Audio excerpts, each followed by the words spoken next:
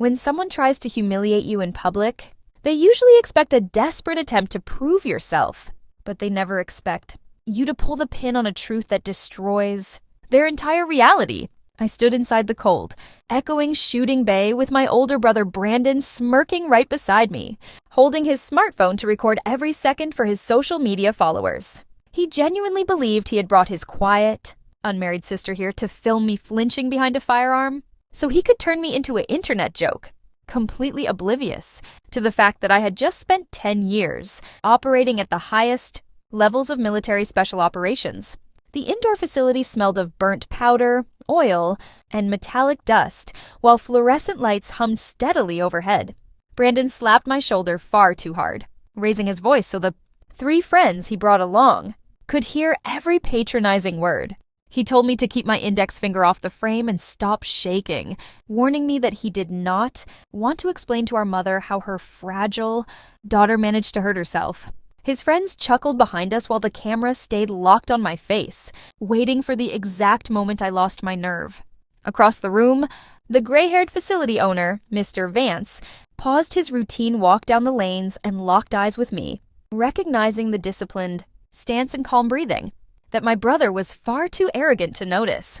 Just 3 days prior, my family had gathered around my mother's holiday dinner table, casually dissecting my life without bothering to ask a single question. My mother's house in North Carolina always smelled of polish, roasted poultry, and the vanilla candles she lit to keep my late father's memory alive. I had arrived in my dented, mud-spattered truck after driving straight from base, parking right behind Brandon's massive, spotlessly clean luxury pickup. Before stepping inside the front door, I stuffed my worn deployment duffel beneath, an old tarp in the truck bed, and grabbed the plain handbag I always used around my relatives. For nearly a decade, my standard answer to family questions had been simple and intentionally vague. I handle supply chain logistics for the military. They imagined me sitting in an air-conditioned office counting inventory boxes, completely unaware that my actual title was Captain Nora Hayes, an elite special operations liaison attached to a joint task force. Less than 48 hours before sitting down to eat pumpkin pie, I had been lying in a frozen drainage ditch beneath a rain-soaked camouflage net overseas, monitoring a high-risk perimeter while freezing water seeped through my uniform sleeves. Yet when I stepped into my mother's kitchen, she immediately wrinkled her nose at my unpolished work boots and asked if the logistics warehouse had trapped me again. Brandon was already sipping beer in the living room, wearing a brand new tactical shirt, despite never having served a single day in uniform, and eagerly stepped up to remind everyone that his younger sister was practically invisible. Dinner was a steady stream of subtle insults wrapped in passive-aggressive family concern. My mother praised my younger sister Chloe for buying a coastal vacation home, then sighed deeply while asking if I ever intended to move out of my modest apartment or find a partner. Before my 30s vanished, Brandon chimed in between bites, explaining advanced defensive shooting tactics he had learned from online videos, declaring that I preferred living a boring life because I was terrified of conflict. They mistook my silence for weakness because they had never stepped into a world where silence was the only thing keeping you alive. Years ago, after my very first overseas deployment, I had made the mistake of mentioning a training accident to my mother, and her blood pressure spiked so violently that an ambulance had to be called to the house. That night in the emergency room waiting area, my father held my hands with tears in his eyes and begged me to keep the real nature of my career buried deeply. He wanted to shield my mother from constant terror, so I gladly played the role of the quiet, uninspired desk worker, absorbing every condescending joke for years just to keep peace in our family. But on that holiday evening, Brandon set his fork down with a cocky grin and announced that he had just purchased a custom $2,000 handgun with a high-end optic. He turned to me with a smirk and demanded that I join him at the local firing range on Saturday morning so he could finally teach his helpless sister how to handle a weapon without crying. I looked into his eyes, felt the absolute finality of my patience running out, and agreed to go. The night before our trip to the facility, I sat on the hardwood floor of my apartment beside my locked footlocker with a cold mug of black coffee.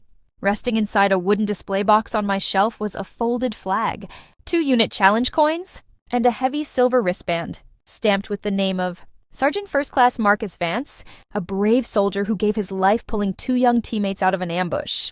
Marcus had been the first senior operator who truly trusted my command, once telling me in a freezing mountain storm that people tested me hard only because every time I stood firm, they were forced to change what they believed. Compared to the heavy silence left behind by fallen comrades, my brother's arrogant jokes should not have bothered me. But betrayal from your own family cuts through armor in ways combat never can. I opened my footlocker, selected a standard service pistol with basic iron sights, packed my protective gear, and slipped my active-duty military credentials into the side pocket. Saturday morning began with Brandon slamming his horn outside my apartment building, wearing a freshly unpacked tactical vest that still had visible factory fold lines across the chest. Throughout the entire drive to the facility, he lectured me on situational awareness, stopping power, and room clearing, all while texting with one hand while driving 70 miles an hour on the highway. When we pulled up, 3 of his shooting club buddies were already waiting by the counter, ready to watch the show. Brandon set up a paper silhouette, target at a short 7-yard distance, and stepped up to shoot first, leaning backward with a sloppy stance while slapping the trigger as fast as he could. His shots were scattered wildly across the left side of the paper, yet he turned around with absolute confidence, claiming that speed was all that mattered in real-world combat encounters. Then came the moment Brandon had been waiting for all week as he waved me forward. While his friend lifted a phone to capture the video, Brandon shoved the firearm into my hands, grabbed my wrist tightly, and tried to force my fingers into his weak, unstable grip while telling the camera that women always tremble under pressure. When he reached out to shove my shoulder into a backward lean, a quiet switch flipped deep within my chest. I did not raise my voice, but I commanded him to step behind the yellow safety line with an intensity that made him freeze instantly. Before he could process what was happening, I dropped the magazine, cleared the chamber, set his weapon aside, and unzipped my plain gym bag to pull out my own standard gear. Across the bay, the facility owner walked up quietly and stood near the glass partition, watching every movement with sharp, experienced eyes. I asked the range technician to move the target back to 15 yards, ignoring Brandon's sarcastic comment that 15 yards was way too far for a beginner to hit anything. I settled into a flawless stance, aligned my sights without a single fraction of wasted movement, and fired 5 precise shots down the lane with perfect recoil control. Without breaking my focus, I instructed the technician to push the paper target all the way back to 25 yards, where the center ring looked like a tiny black dot in the distance.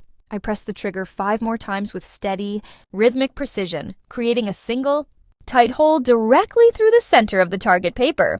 The entire bay went dead silent as the mechanical track pulled the paper target back toward our station.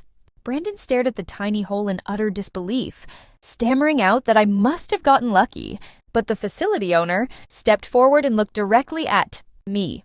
Mr. Vance took off his hat, out of deep respect, smiled warmly, and greeted me as Captain Hayes, asking if I had been the one who taught the specialized tactical night course for local instructors last spring.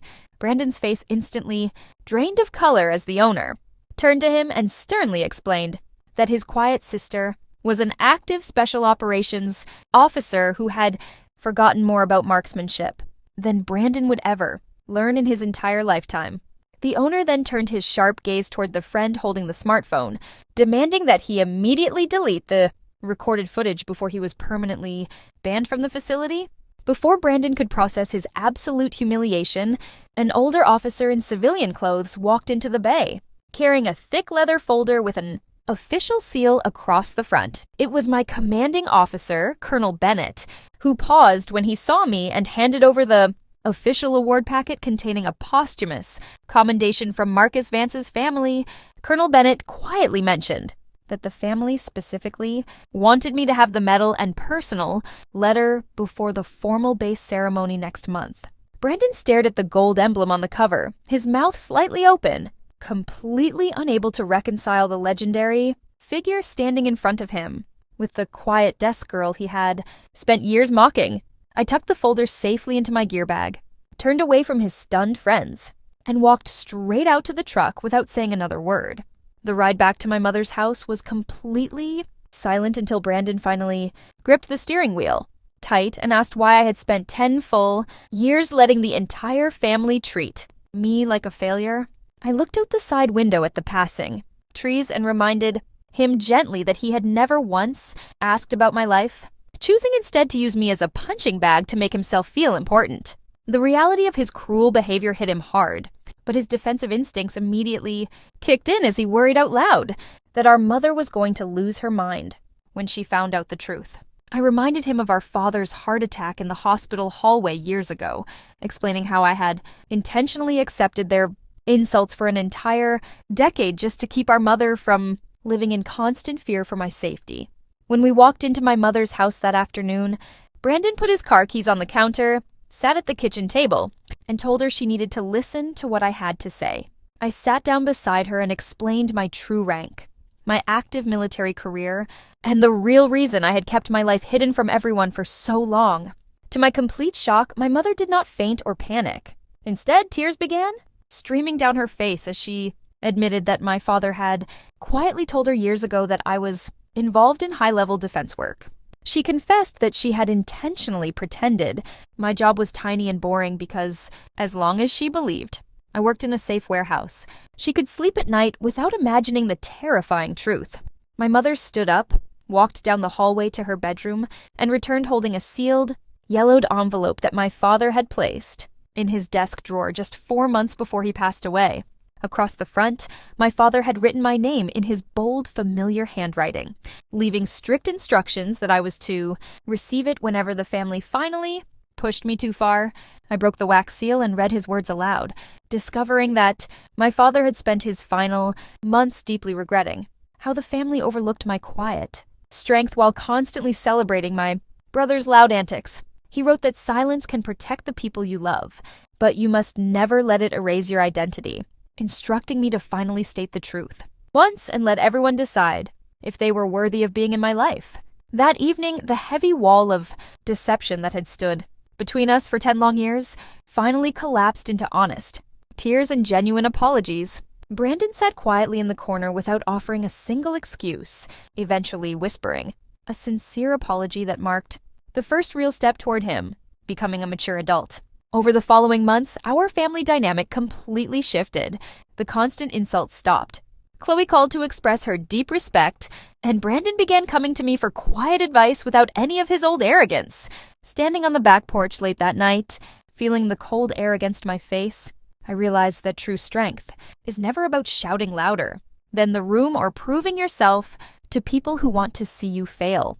Strength is knowing who you are in the dark, protecting the ones you love, and finally stepping into the light when it is time to take back your narrative.